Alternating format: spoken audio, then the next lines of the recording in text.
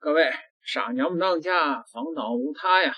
一个糊涂的法官啊，一起荒唐的判例，足以造成中国社会的法律的倒退，道德的崩塌。这两天呢，我们说中国苏州又出了一个王浩式的奇葩女法官徐飞云，她判这个中国的一个奶茶店侵权 LV。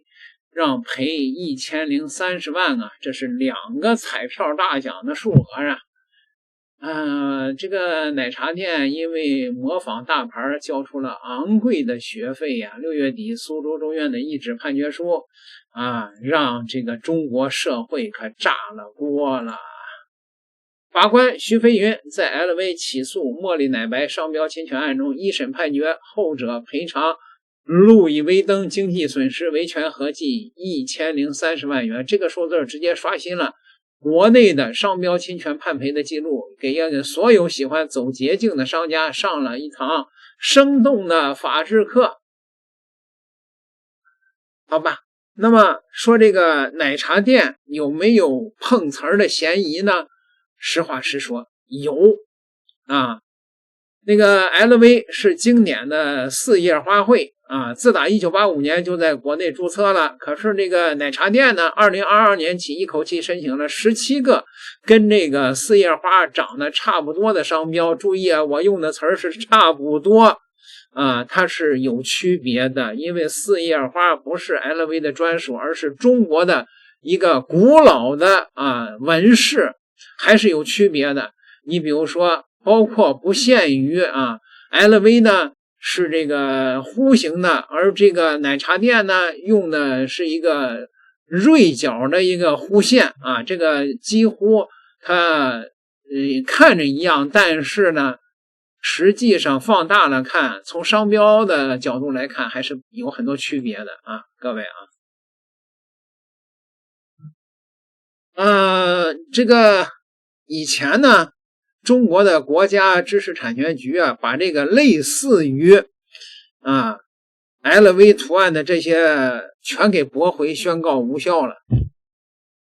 连中国的厕所上那个宝相花呢，你都不能注册。这个国家知识产权局在前几年的时候也是崇洋媚外的厉害啊，那是前几年的事儿啊。好吧，我们再看看这个法官徐飞云，根据苏州的本地新闻报道，这位女法官是敢闯敢试敢啃硬骨头，用的这个词儿听起来怎么这么色情呢啊？敢啃硬的啊，敢啃硬的。这回奶茶店算是撞到了牙尖嘴利的徐飞云法官头上了。这位苏州中院知识产权庭的副庭长可是个在知识产权审判一线摸爬滚打了13年的老将啊。媒体说他敢闯敢啃硬骨头，这话一点都不假。在以往类似的案子里，赔偿金往往就几十万，这对于一家拥有几千家店的大连锁来说，简直就挠痒痒，根本起不到震慑作用，违法成本低啊。但是呢，这位女法官没有按常理出牌，她没有局限于传统的填平原则，也就是你亏多少我赔多少，而是完整的核算了茉莉奶白这些门店的侵权获利，考虑到他们那种明知故犯的主观恶意，直接启用了惩罚性的赔偿。这一判不仅是对 LV 的补偿那更是给中国树立了一个榜样。想蹭大牌的热度，那门都没有，把你吃进去的连本带利都得吐出来。那位说那吐到谁的嘴里了？有中国的网友说吐到那个北京的那个专门告中国企业的司法部原来下属的那个律师事务所嘴里了。也有网友说查一下有没有吐到这个专啃硬的这位徐飞云法官的嘴里了。1300万对吧？那律师拿走了那些，那那私底下怎么分的呀？咱的意思啊，就是网友说的啊，是吧？而且人家徐法官这份判决书里的逻辑那是相当的硬气啊，从商标局的驳回文书到律师函的送达记录，再到门店的经营数据，证据链是一环扣一环，连中国的律师都分析二审翻盘的概率极低啊，这是一个铁案啊。好吧，哎呀，这1030万的罚单啊，给中国人民立了个新规矩啊，尊重知识产权，哪怕是你中国传统的这个几千年的纹饰，只要是被人家外国大牌给注册了，你就得赔钱。改判概率，大律师说只有 3%。嘿嘿，但是这个事情还有转机。我觉得徐飞云法官这回是真咬到硬的上面了，把牙都崩了。